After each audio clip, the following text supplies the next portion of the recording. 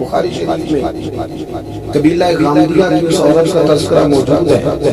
جو خود آئی تھی، وہ گرفتار کر کے نہیں لایا، از خود آئی۔ احساس پیدا ہو گیا نا گناہ، یہاں بہت ساری غلطیاں کر کے بھی لوگ جب اپنی بات کرتے ہیں تو کہتے ہیں کبھی یاد تو نہیں کسی کے ساتھ یاد تو نہیں کبھی کسی کو، بھئی آپ نے اتنے بڑے ولی ہونے کا دعویٰ کر دیا۔ انسان تو انسان رہتا ہے، بڑے بڑے لوگ کہہ گئے کہ یا اللہ اگر جانے میں بھی بھول گئے ہیں تو ہم سے درگزر کر دو، لیکن جب ہم تیار ہی نہیں مانتے۔ حضرت انس بن مالک کہتے ہیں وہ خاتون آئی، پکڑ کے نہیں لایا، کسی 14 دنوں کے ریمانڈ میں نہیں اسے منوایا گیا، اسے وہ خود بخود آئی اور کریم محبوب علیہ السلام کے سامنے جب وہ کھڑی ہوئی تو اتنے درد سے میں نے کم لوگ روتے دیکھیں جس درد سے وہ روتے۔ عرض کرنے لگی حضور میں غلطی کر بیٹھا، مجھ سے زنا ہو، مجھے پاک کر۔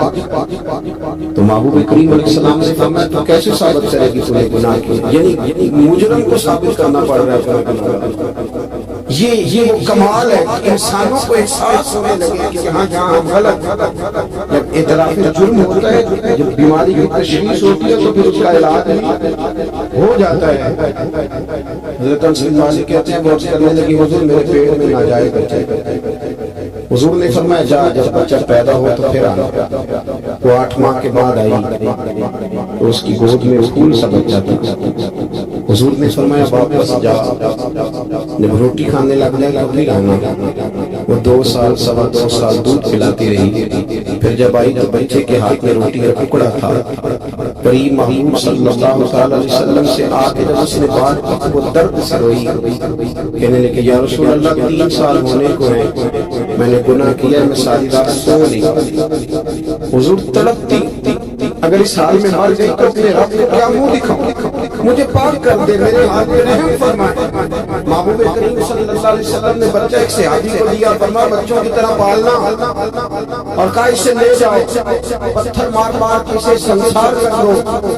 صحابہ کہتے ہیں اسے پتھر لگ رہے تھے، حضور بے جانی کے ساتھ ٹہل رہے، آ کے خبر دی حضور وہ تو وصال کر کے انتقال ہو گیا۔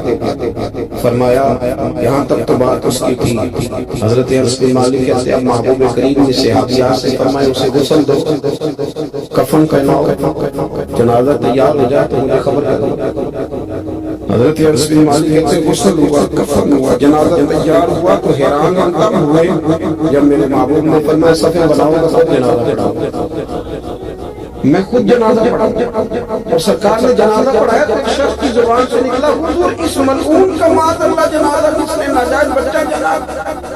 اس کے لیے آپ دعا کر رہے ہیں جنازہ پڑھا۔ حضور کو ماننے لگے خاموش ہو جاؤ، تم نے گناہ دیکھا ہے اس کا احساس نہیں دیکھا، تم نے غلطی دیکھی ہے لیکن اس کی توبہ کا انداز نہیں دیکھا۔ صاحب کنز العمال نے لفظ میں کچھ کیے ہیں، کریم محبوب فرمانے لگے اس نے تو ایسی شاندار توبہ کی ہے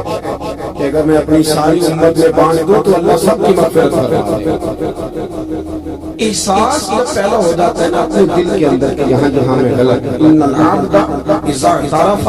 ثم تاب تاب اللہ علیہ، او کما قال نبی صلی اللہ علیہ وسلم، رواہ مشکات۔ حضور نے فرمایا جب کوئی بندہ کہتا ہے نا اللہ میں دل گیا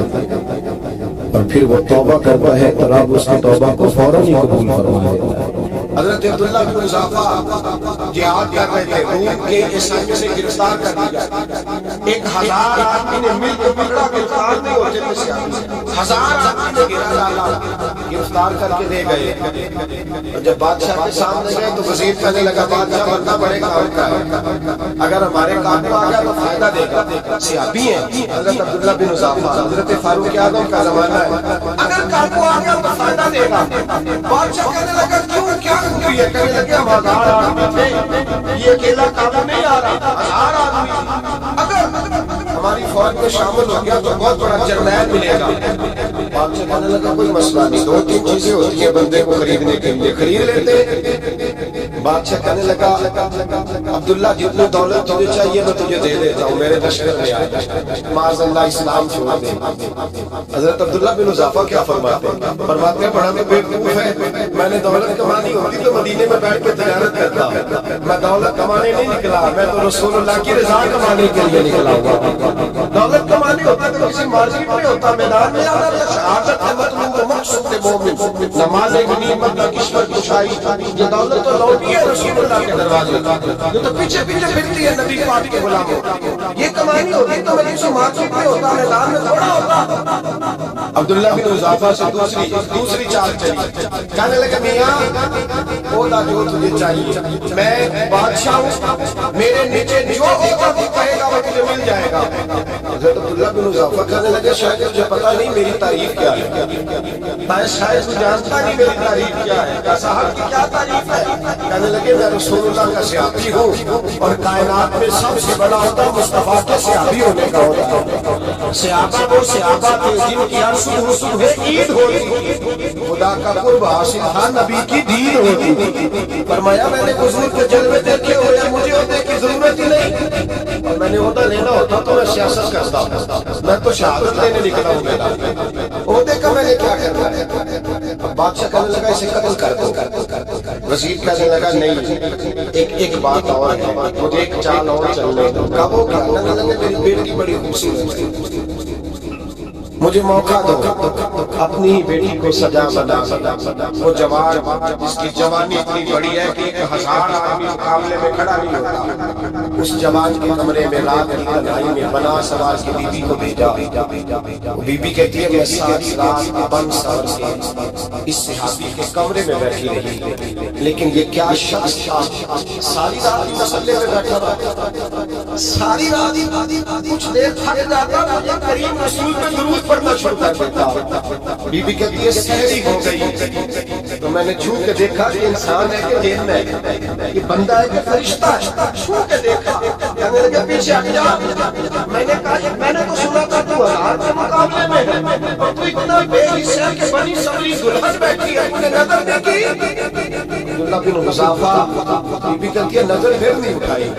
نظر پھر جھکی ہوئی ہے، کہنے لگی بی بی میں مجبور ہوں، اب میرے اوپر کوئی حسن نہیں چلتا، میں نے جلوائے بدبہا کا دیدار کیا ہوا، اب میری نگاہوں میں جچتا نہیں کوئی، اس لیے کہ جیسے میرے سرکار ہے ایسا نہیں کوئی، کبھی بھی اب نہیں کسی کا میرے اوپر جادو چلتا۔ میں نے مصطفیٰ کو ذرا پیچھے ہٹ کے بیٹھ، مجھے میرے رسول نے غیر محرم سے بچنے کا حکم دیا ہے، ذرا پیچھے ہٹ کے بیٹھ، سحری کا وقت آ۔ بی بی کہتی ہے اس نوجوان کے جملے میرا سینہ چیر گئے، کلیجہ پھٹ گیا، چیخ نکلی، میں کفر کے عالم میں روئی۔ مجھے بتا تو صحیح، آخر یہ جذبہ کہاں سے ملتا ہے، آخر یہ روشنی تو میں نے دیکھی نہیں، کہاں سے آتی ہے؟ میرا باپ ہے جو بنا سور کے مجھے تیرے کمرے میں چھوڑ گیا، بتلا یہ کہاں سے کیف آئے؟ عبداللہ بن حذافہ کہنے لگے اگر کیف لینا ہے تو تو بھی میرے مصطفیٰ کا نامہ پڑھ جا، آجا دروازہ رسول پہ جھک جا، مل جائے گا۔ سویرے دروازے پہ باپ آیا بیٹی سے رزلٹ لینے، دروازہ کھولا تو بیٹی نقاب پہنے باہر آئی، باپ کہنے لگا کیا بلا، پیچھے ہٹ جا، تو غیر محرم ہے، کافر ہے، میں مسلمان ہوں۔ اس نے کہا کیا ہوا؟ کہنے لگی تیرے جیسے کو باپ کروں، تیرے جیسے کو جو مجھے استعمال کرنا تھا، میں تجھے بات نہیں مانتی، میں اب رسول والی ہو گئی، میں حضرت فاطمہ کی کنیزہ ہو گئی، میں اب نبی کریم کی خادمہ ہوں، خبردار میرے قریب نہ آنا۔ یہ دعوی بھی ناکام ہوا۔ اب حضرت عبداللہ بن حذافہ کے سامنے موت کھڑی کی، ایک کڑا میں تیل گرم کیا، کہنے لگے تجھے اس میں جلایا جائے گا۔ حضرت عبداللہ بن حذافہ رضی اللہ تعالیٰ عنہ جب جلنے کے قریب ہوئے تو رونے لگے۔ روم کا بادشاہ کہنے لگا شاید ڈر گیا، کہنے لگے اب سمجھ آئی ہے، اب تجھے پتہ چلا ہے چلانا۔ حضرت عبداللہ بن حذافہ کہنے لگے تو کافر ہے، تیری کافروں والی سوچ ہے، اس لیے نہیں رویا کہ موت سے ڈر گیا ہوں، میں تو اس لیے رویا ہوں کہ ایک جان ہے، وہ نبی پاک پہ قربان ہو رہی ہے، کاش اب مجھے 1000 جان دیتا میں ساری مصطفیٰ پہ قربان کر دیتا۔ ایک سنار نے گلی میں یتیم چھوٹے سے بچے کو گھومتے دیکھا تو سنار کا اولاد تھا، بچے کو اٹھا کے گھر لے آیا، 18 سال اس بچے کی پرورش کی، اس کو پالا پوسا جوان کیا۔ سنار کے پاس وہ دکان پہ چلا جاتا، وہ کئی دفعہ دکان پہ رہتا، کئی دفعہ گھر میں رہتا، ایک دفعہ وہ دکان پہ تھا، بچہ گھر تھا، 18 سال کا جوان تھا، اس کی بیوی اکیلی تھی، وہ جس نے ماں بن کے پالا تھا اس نے اسی پہ حملہ کر دیا، اس کا بازو بری نیت سے تھاما، بیوی چیخی، تھوڑی دیر گزری تو وہ نوجوان پیروں میں بیٹھ گیا، کہنے لگا اماں پتہ نہیں مجھے کیا ہوا۔ شام کو سنا رہا، بیوی چیخنے لگی، چلانے لگی، کہنے لگی آج عجیب بات، جس کو میں نے جگر کا خون بھیجنے کے پالا اسی نے گندی نظر ڈالی۔ سنار میں حیرت ہے، بیوی کا خیال تھا کہ لاٹھ اٹھائے گا، ڈنڈا اٹھائے گا، نوجوان کو مارے گا، وہ رونے لگ گیا۔ اس نے کہا آج اس نے میرا بازو تھاما ہے، جانے کیا کیا ہے؟ پریشان ہونے لگا، سجدے میں گر گیا، کہا تو بتاتا کیوں نہیں؟ وہ سنا کہنے لگا اس کی غلطی نہیں، 18 سال کے بعد آج مجھ پر بھی شیطان سوار ہوا۔ ایک عورت آئی تھی، اپنے بازو میں چوڑیاں پہننا چاہتی تھی تو میں نے بھی گندی نظر سے ہاتھ ڈالا تھا، رب کریم نے مجھے فوراً اس کی سزا دی۔ جن کے گھروں میں بیٹیاں ہوتی ہیں ان کی نظریں گندی نہیں ہوتی، جو بیٹیوں کے باپ ہوتے ہیں، جو بہنوں کے بھائی ہوتے ہیں، ان کی نظریں گندی۔ اور اگر تو ٹیلی فون کرتا ہے تو کسی عورت کے ساتھ تعلق رکھتا ہے تو یہ بات لکھ لے، امام فخر الدین رازی 1، علامہ اسماعیل حقی 2، ملا جلال الدین رومی 3، امام خازن 4، امام جلال الدین سیوطی 5 حدیث کے استاد اور محدث لکھتے ہیں کہ اگر تو کسی پر گندی نظر ڈالے گا تو تیرا گھر بچ سکتا، یاد رکھ نہیں بچے گا، اس لیے کہ تیری نظر کسی کی بیٹی کو بیٹی سمجھ تاکہ تیری بچی کا پردہ قائم رہے، کسی کی بہن کو یہ کیا بات ہوئی کہ تو جتنا مرضی گاندھی معاشرے میں چلاتا رہے تیرا گھر بچا رہے، یہ کیسے ہو سکتا ہے؟ فَإِنَّ لَهُ مَعِيشَةً ضَنْكًا، اللہ فرماتے ہیں زندگی تنگ ہو جائے گی تیرے لیے، مشکل ڈھونڈتا پھرے گا کہ میں مرنے کو جگہ تلاش کروں۔ سچی توبہ، کھری توبہ، یہ گناہ انسان کو مجبور کر دیتے۔ حضرت عبداللہ بن مبارک رحمۃ اللہ تعالیٰ علیہ، ان کے سینکڑوں شاگرد تھے، ایک شاگرد کے انتقال کا وقت آیا تو گھر گئے ملنے، آپ کہتے ہیں میں نے زور لگا لیا پر اس کی زبان پر کلمہ جاری نہیں، میں اسے کہتا کلمہ پڑھ پر اس کی زبان پر جاری، اللہ بہت بڑی نعمت، دعا فرمائے اللہ ایمان کی موت، ایمان کی موت دے، ایمان کی موت دے۔ ایسے بھی لوگ دیکھے ہیں، مسجد نبوی ہے، رسول اللہ کا شہر ہے، سر سجدے میں ہے، روح پرواز کرے، روح پر کتنا نصیبوں والا ہے، کتنا نصیبوں والا کہ مسجد نبوی میں سر سجدے میں رکھا ہے، اور اللہ تبارک و تعالیٰ نے محبوب کے قدموں میں موت عطا فرمائی۔ ادھر تو عبداللہ بن مبارک کہتے ہیں میں نے اس کو کہا کلمہ پڑھ تو اس کی زبان پہ جاری نہیں ہوتی، میں بار بار کہتا تو وہ منت کرتا، کہتا حضور میں کوشش کرتا ہوں جاری نہیں ہوتا۔ فرماتے میں پریشان ہو کے اٹھا، ابھی میں دروازے پر پہنچا تھا، اس نے چیخ ماری اور وہ پرواز کر دی، بچے رونے لگے، بیوی رونے لگی تھی، میں نے اس کی بیوی سے کہا کہ جرم کیا اتنا بڑا کلمہ جاری نہیں ہوا؟ اس کی زوجہ کہنے لگی حضرت جی 2 گناہ تھے اس کے، ایک تو یہ شراب کاتی تھا، روکتی تھی باز نہیں آتا تھا، اور دوسری بات یہ کہ یہ اپنی اماں کا نافرمان تھا، وہ 2 گلیاں چھوڑ کے رہتی ہے، یہ کبھی ملنے نہیں گیا تھا، اس بوڑھی کا کلیجہ اس کی طرف سے بڑی تکلیف میں تھا۔ حضرت عبداللہ بن مبارک کہنے لگے جا تو بھی دعا کرو، اس کی ماں کو بھی کہہ دعا کرے کہ یہاں تو یہ کلمہ نہیں اسے نصیب ہوا، اللہ کرے اللہ آخرت کی منزل اس کی بے سکتے۔ یہ حدیث سنانے لگا، حدیث ہے، حدیث رسول ہے، جوان خاص کر کے ذرا میری بات کی توجہ کرے، اور بزرگ خاص کر توجہ کرے جنہوں نے تربیت کرنی ہے، سنے حضور کی بارگاہ میں ایک نوجوان آیا، یہ سنگ میل ہے حدیث، اس کو یاد رکھنا،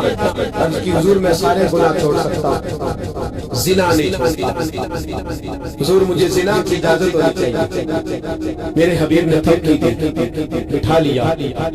میں کہتا ہوں حضور نے گناہگاروں کو معاشرے سے کاٹا نہیں، ان کی تربیت فرمائی، ان کی تربیت فرمائی، ان کو قریب فرمایا، میرے حبیب کریم صلی اللہ علیہ وسلم نے فرمایا ادھر آ بیٹھ جا، بیٹھ گئے، حضور نے فرمایا تو پسند کرتا ہے تیری ماں کے ساتھ کوئی بدکاری کرے؟ حضور نہیں، فرمایا تو پسند کرتا ہے تیری بیٹی کے ساتھ کوئی بدکاری کرے؟ یا رسول اللہ میں آنکھیں نکال دوں گا۔ حضور نے فرمایا تو پسند کرتا ہے تیری بہن کے ساتھ؟ حضور میں کاٹ ڈالوں گا وہ ہاتھ جو میری بہن کی طرف اٹھیں گے۔ فرمایا تو پسند کرتا ہے کہ تیری خالہ پھوپھی ممانی کی طرف کوئی ایسی حرکت کرے؟ حضور میں کاٹ کے رکھ دوں ان لوگوں کو جو بات بھی کریں گے۔ میرے حبیب نے فرمایا اچھا جس کے ساتھ تو بدکاری کی اجازت مانگ رہا ہے وہ کسی کی ماں نہیں لگتی، وہ کسی کی بہن نہیں لگتی، وہ کسی کی بیٹی نہیں ہوگی۔ یاد رکھیں ملا جلال الدین رومی امام غزالی کو اعلیٰ حضرت فاضل بریلوی کی بزرگ مختصر طور پر لکھتے ہیں، فرماتے ہیں جو گند کے ساتھ دوسرے گھر میں تارتا ہے وہ اپنے گھر کی خیر بنا لے، جو گندی نظر دوسروں میں رکھتا ہے وہ اپنے گھر کی خیر بنا لے، اس لیے کہ جو جرم وہ کسی کے کھاتے میں ڈالے گا وہ سزا بن کے اس کے گھر کی طرف لوٹا دیا جائے گا، جو بدکاری وہ کسی کے کھاتے میں ڈالے گا وہ سزا بن کے اللہ اس کے گھر کی طرف لوٹا دے گا۔ اگر اپنے گھر کو پاک رکھنا چاہتے ہو تو دوسروں کی طرف پاک نظر رکھنی شروع کر دو۔ اگر چاہتے ہو کہ تیرا گھر عجیب معاملہ ہے نا، بیٹے کو تو پسند کی شادی کی اجازت ہے، بیٹی کو اجازت کیوں نہیں؟ اگر تیرا بیٹا پسند کی شادی کرے گا تو یاد رکھنا پھر جب کسی کی بیٹی یہ لفظ بولتی ہے پھر عزتوں کے جنازے نکلتے ہیں، پھر یعنی فحاشی کا جو ہے وہ قلم لگتا ہے ماتھے پر، پھر یاد رکھنا چاروں جانب سے رسوائیاں تیرا نصیب ہوتی ہے۔ اگر تو بیٹی کو روکنا چاہتا ہے تو بیٹے کا ہاتھ پکڑ، اگر تو بیٹی کو صاف رکھنا چاہتا ہے تو بیٹے کو شرم و حیا کی چادر اڑا، اگر تو بیٹیوں کے کردار کی حفاظت کرنا چاہتا ہے تو پہلے بیٹے کو پابند شریعت بنا۔ ایک بہت بڑا گناہ بدنگاہی کا گناہ ہے، آپ کو پتہ ہے ہمارے ملک کے اندر بدکاری، زنا اور بے حیائی کی شرح کتنی بڑھتی جا رہی ہے، کس قدر بڑھتی جا رہی ہے۔ وہ لوگ جو نکاح کر لیتے ہیں وہ بھی اپنی نکاحوں کو میں اکثر کہتا ہوں، حضور نے فرمایا نکاح آدھا ایمان ہے، جس نے نکاح کر لیا اس کا ایمان مکمل ہو گیا، تو جو نکاح کے بعد بھی باز نہ آیا میں اس کو بے ایمان نہیں کہتا، لیکن نبی پاک نے فرمایا جو نکاح کر لے اس کا ایمان بولیے ایمان محفوظ ہو گیا، اس کا ایمان سارے بولیے ایمان، اور جو پھر بھی باز نہ آئے حضور کہہ رہے ہیں ایمان مکمل ہو، اور جو نہ باز آیا کیا فتویٰ دیا جائے حدیث کی روشنی میں۔ میرے نبی پاک کی بارگاہ میں عورتیں آئیں توبہ کرنے، بیعت کرنے، مسلمان ہونے، تو حضور بیعت میں کے وقت فرمانے لگے میرے ساتھ وعدہ کرو جھوٹ نہیں بولو گی، غیبت نہیں کرو گی، زنا نہیں کرو گی۔ ایک عورت بول پڑی کہنے لگی یا رسول اللہ صلی اللہ علیہ وسلم میں مسلمان تو نہیں پر خاندانی ہوں، میرے گھر والوں کے ذہن میں بھی کبھی زنا کا خیال نہیں، ہم تو اسے خاندانوں کے مقام کے خلاف سمجھتے ہیں، روز بری نظر سے کسی کو دیکھنا اور کسی کے بارے میں غلط باتیں، ناراض نہ ہونا، اور سارے بوڑھے بھی نظر لے لے کے جرم بیان کرتے ہیں، گناہ بیان کرتے ہیں، غلط باتیں کرتے ہیں، کسی عورت کے بارے میں تبصرہ کرتے ہیں، کیا سمجھتے ہیں مرد اور عورت معاذ اللہ تعالیٰ ایک کمرے میں جا کے بدکاری کریں تو وہی زنا ہے؟ میری طرف دیکھیے اور دھیان کر کے سنیے کیا کر رہا ہوں، ادھر دیکھیں میری طرف۔ نبی پاک صلی اللہ علیہ وسلم نے فرمایا زنا زبان کا بھی ہوتا ہے، زنا کان کا بھی ہوتا ہے، زنا آنکھ کا بھی ہوتا ہے۔ حضور کس طرح فرمایا جس نے گند دیکھا اس نے آنکھ کا زنا کیا، جس نے لذت لے کے سنا چپ نہیں کرایا، پوری بات سنی کو بھی زانی ہے، اور جس نے گندی بات بولی وہ منہ کا زانی ہے، جس نے گانے سوچا وہ دماغ کا زانی ہے۔ اور زانی کو سب سے پہلی سزا اللہ یہ دیتا ہے کہ سجدے کی لذت چھین لیتا ہے، عبادت کا سرور چھین لیتا ہے، اس کا نماز کو دل نہیں لگتا۔ قرآن میں سب سے پہلی سزا اسے اللہ اپنے دروازے سے دور کر دیتا ہے۔ بھائیوں آج ہمارے سجدے بے کیف ہے، آج لوگ غلط جگہ پہ گھنٹوں بیٹھے رہتے ہیں، مسجدوں میں لوگوں کے دلوں کو گھبراہٹ ہوتی ہے، لوگ بھاگتے ہیں۔ میرے نبی پاک نے فرمایا تو نظر کو پاک کر لے اللہ تیری عبادت میں لذت پیدا فرما دے گا۔